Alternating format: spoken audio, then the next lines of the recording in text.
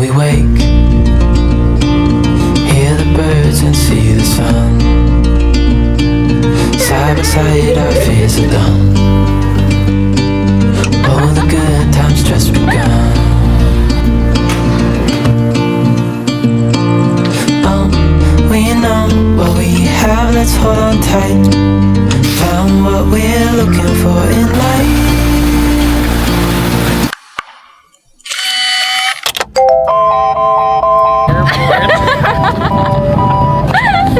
Kami ay pupunta ngayon sa airport. Kami ngayon sa Japan. Sulapot na kami.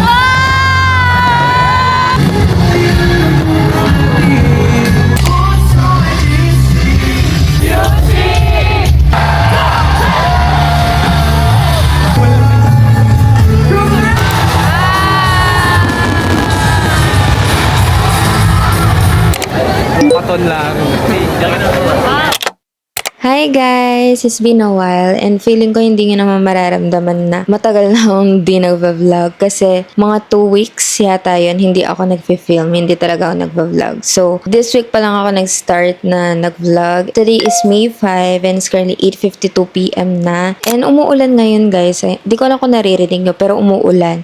And lately ulan na. Di ko alam kung dito lang sa Pampanga pero madalas nang umulan ngayon. Kahapon pala nanood kami ng Clark Aurora Fest.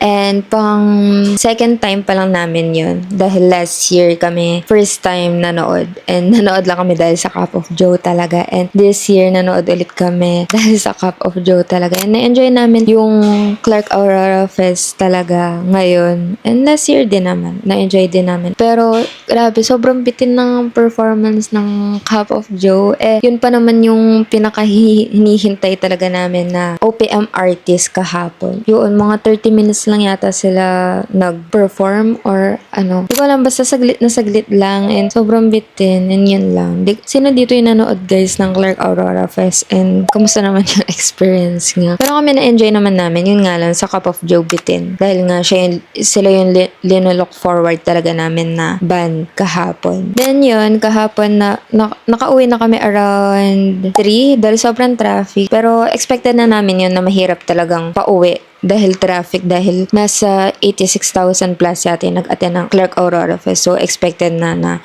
pauwi. Ang daming sasakyan. So, na-traffic kami kahit malapit lang naman sa amin yung Clark. Dahil taga Pampanga din naman kami. Iniwan din kasi namin yung fur baby namin sa mama ko. Kaya, after namin ihatid yung pinsan and kapatid nga ni Habi, dumiretso kami kina mama ko para kunin yung fur baby namin. Kasi nga, doon namin siya pinag-stay. And hindi naman kasi pwede yung pets sa Aurora Fest. Umaga na kami natulog. As in, maliwanag na. Kaya, nagising kami around 3:30 PM na. Ganyan ngayon, sabi ko kay Habi magluto ng ramen. Kaso, gusto niya ng mag-samji. So, lalabas kami ngayon. Pinahinto lang namin ng konti yung ulan. Kasi sobrang lakas ng ulan kanina. Pinahinto lang namin para umalis na nga. So, yun. Let's go guys. Magbibihis muna din ako.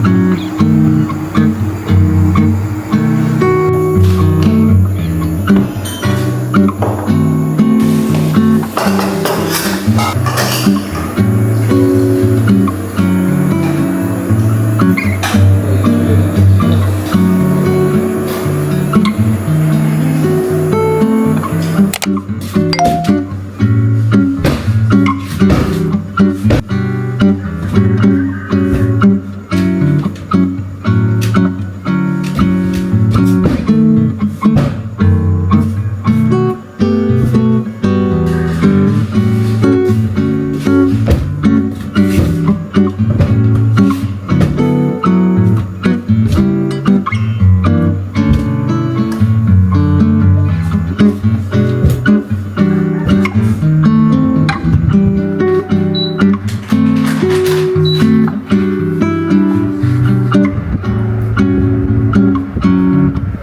guys! Currently 3:51 AM na. Ready pa lang kami matulog ni Habi. Talagang sarang-sara na yung body clock na. Nanood kami palang K-drama kanina. Ano kasi title na? May bago pala kami in-start na K-drama kanina. Nanood kami, tapos katapos ng isang episode, alas 3 na pala. Di namin namalay, parang feeling namin mga alas 12 pa lang ganun. Dahil sarang-sara na yung body clock namin. Nakakatulog na kami ngayon around 4 AM, 5 AM. Any tips guys? Paano maayos ang body clock? Kasi madaling araw na kami talaga natulog ngayon. Tapos gigising tanghali na.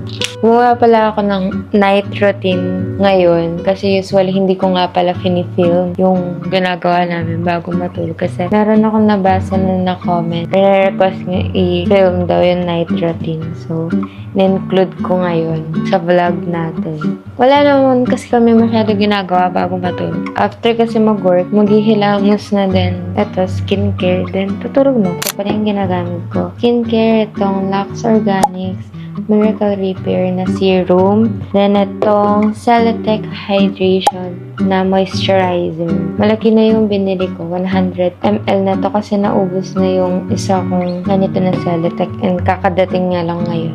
Then, nag-order din ako ng lotion from Bello. Then, naubos na kasi itong isang lotion. So, nag-order ako ng isa pa. Pero, napnapin pa natin itong isa kasi nilaman pa naman siya. Yan yun. Matutulog na nga kami, guys. Pero, di ko nga alam kung makakatulog na kami yan.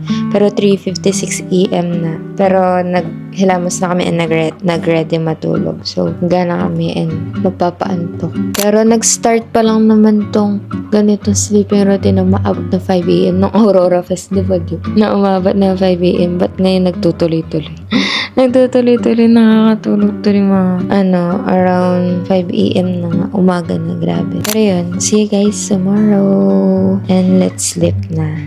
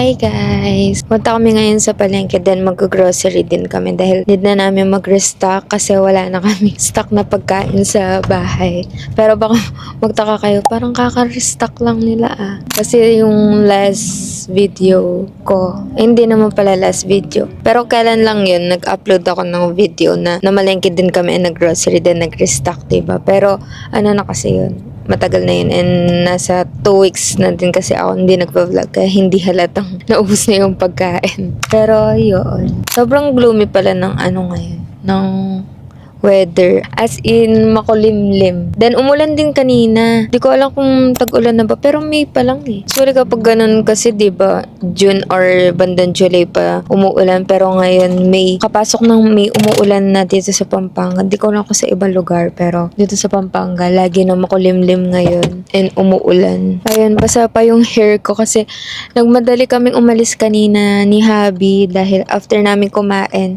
yun, gumayak na agad paalis kasi nga hinahabol namin yung oras ng JNT pati itong Shopee Express kasi kailangan namin mag-drop off ng order. Then yun, yung JNT din na namin nahabol pero itong Shopee Express nahabol naman. Eh, sinabay na namin ngayong mamamalengke kami. Mag-restock ulit tayo, guys.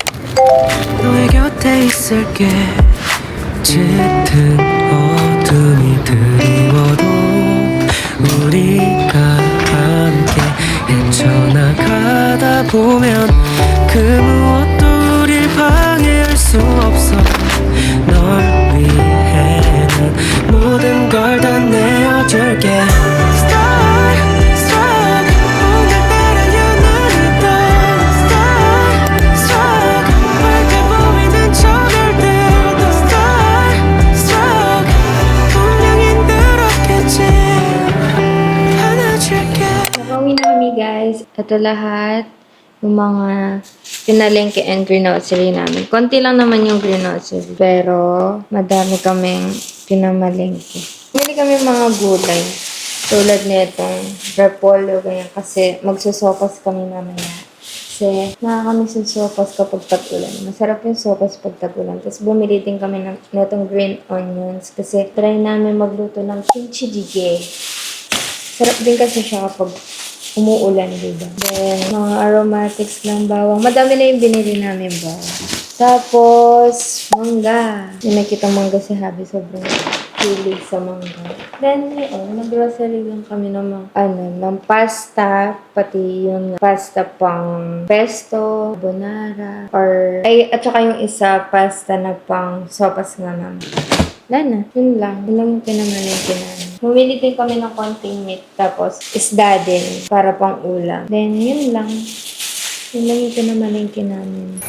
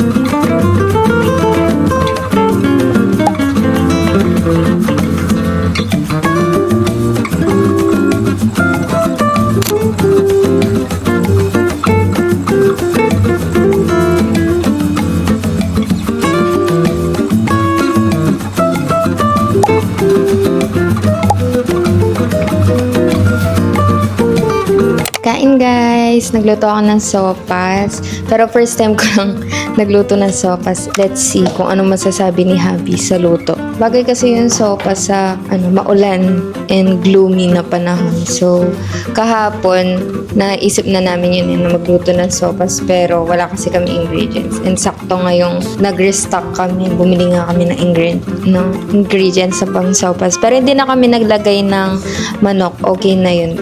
Mas gusto naman namin yung nilagang itlog. So, yun nga lang yung namin, yung hotdog na nabili is may cheese siya. Dapat ba wala?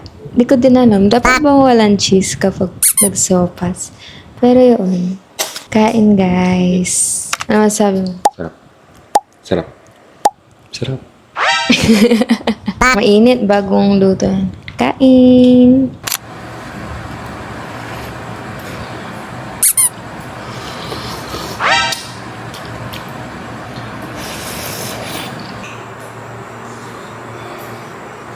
So, 14 a.m. na guys. And tapos na ako mag-work, mag-draw. Pero, dami kasi kami ginagawa ngayon. Meron kami mga na-receive na bulk order ng mag. Ito sila guys. Ito bulk order to for lamps. Pero, hindi pa namin nasi-ship out. And, ayan.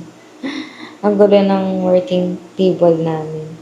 Ito dahil max bulk din. So, ididikit ko muna itong mga stickers sa mag. And ito din kasi. Meron kami natanggap din ng bulk order. Pero, wala siyang sticker, guys. Ito lang naka-engrave sa mag. Yung naka-engrave lang na text sa mag lid yung in-order niya. So, walang sticker doon sa mismo mag. Ganito siya. For ninang and ninang. Ganito yung mugs namin, guys.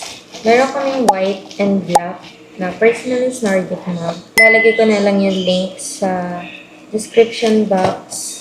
Then, itong isang order kasi siya. Na-ship out na namin yung isang 12 orders na personalized Nordic mugs nila. Bale, ganito lang siya. So, plain siya. Then, wala siyang text dito sa mismong mug. Pero, meron siyang engraved dito sa mismong mug lid. Pwede naman yun, guys. So, depende sa inyo kung anong gusto niyo. If text lang dito, or name, and meron engrave. Pero first time lang namin makareceive ng ganitong order yung wala siyang sticker dito sa mismong mug. Pero cute din naman pala siya. Ayan, yung design niya. So, kung gusto niyong, or kung naghahanap kayo ng souvenir or giveaway sa special occasions niyo, click niyo lang yung link na ilalagay ito sa description box. So, ngayon, mag-work naman ako para dito sa mga personalized mugs. Ito yung kulay black pala, guys. Yan siya.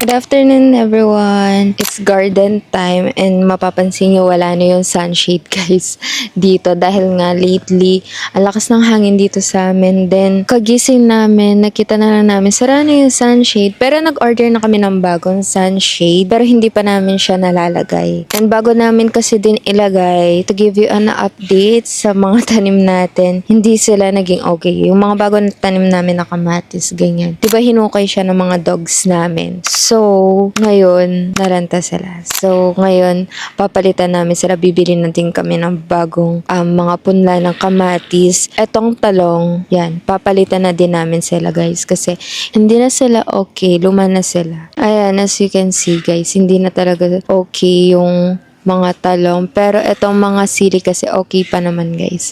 Ayan, yun nga lang, meron silang aphids. Aphids nga ba yung tawag dun? Ayun, kaya nagkaroon sila ng white-white sa mga dahon. Ngayon, yung gagawin namin para maalis yung aphids is ito. Ano lang to? Tubig na merong fabric conditioner. At turo lang to ng papa ni Happy. So, tubig lang to na may halang fabric conditioner, then spray lang doon sa dahon. Usually, gano'n naman yung ginagawa namin kapag merong aphids yung mga halaman namin. And hindi ko lang sure kung paano yung nag-work yun. Trinay lang namin. Then, hindi naman din siya agad nawawala, guys. Matagal din bago mawala yung mga aphids. So, hindi ko alam kung paano talaga nag-work yun. Pero, gano'n na yung gagawin ko ngayon. Kasi, ayan o, malungkot na sila, guys. Kaya, kailangan na natin siyang sprayan.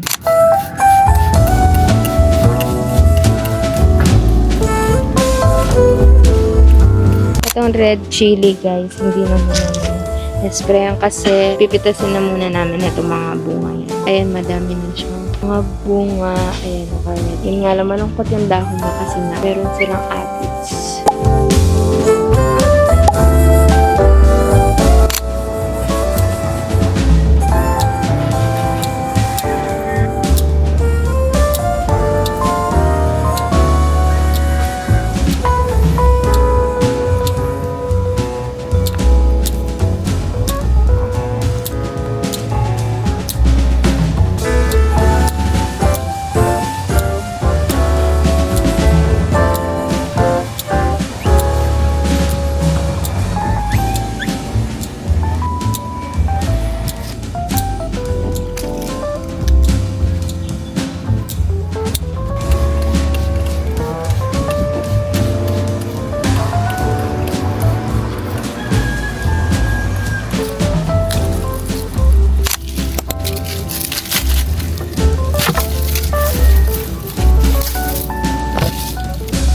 Ito na lahat yung na-harvest namin yung sili.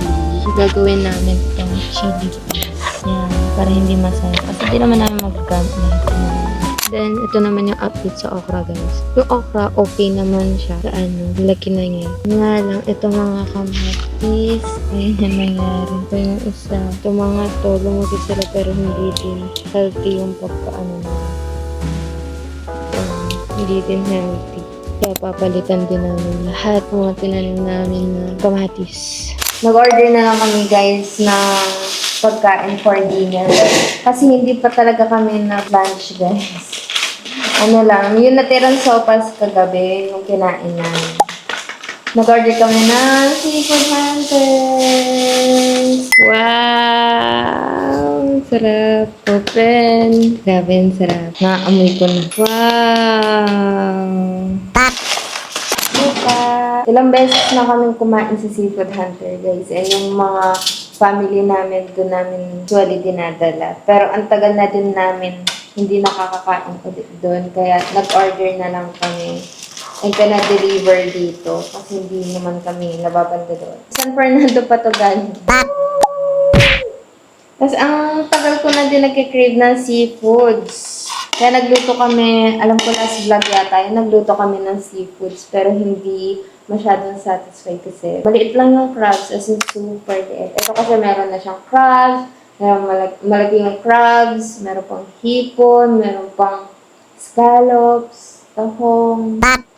Tapos syempre iba yung timpla nila. Kain, kain! Crabs!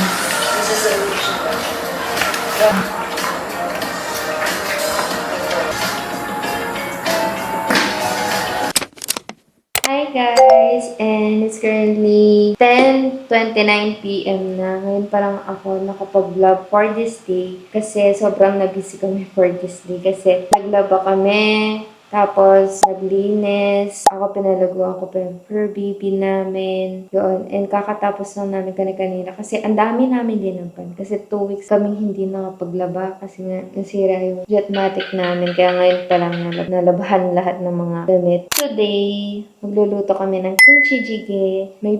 Bumili na ng ingredients nung namalengke kami last time. First time na namin lulutuin yung kimchi jjigae. Hopefully, okay yung lasa. So, meron na kami dito spring onions na binili namin last na namalengke. Then, sibuyas. Tapos, bawang. Itong kimchi na to, binili pa namin to last time. Tapos, meron din kaming pork and enoki and tokwa. Hindi kami bumili ng ano. Alam ko kasi merong tokwa na ginagamit na parang Korean tofu siya. Yung nakabalot. Pero yung ginamit namin yun, nabibili lang talaga sa palengke na normal na tokwa.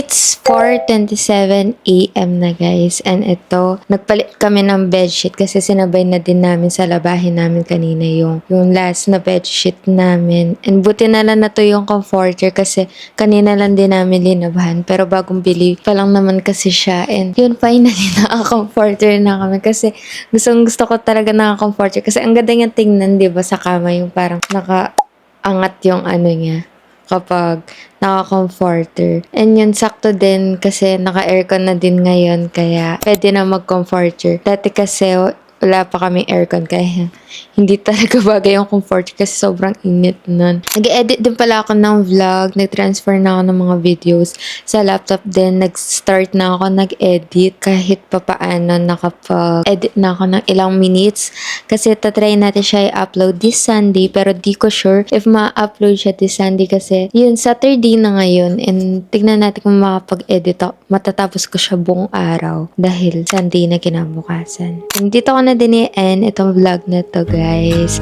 And thank you so much for watching and see you in the next one. Bye! Good night! Oh, my child, I know you're hurt and you can't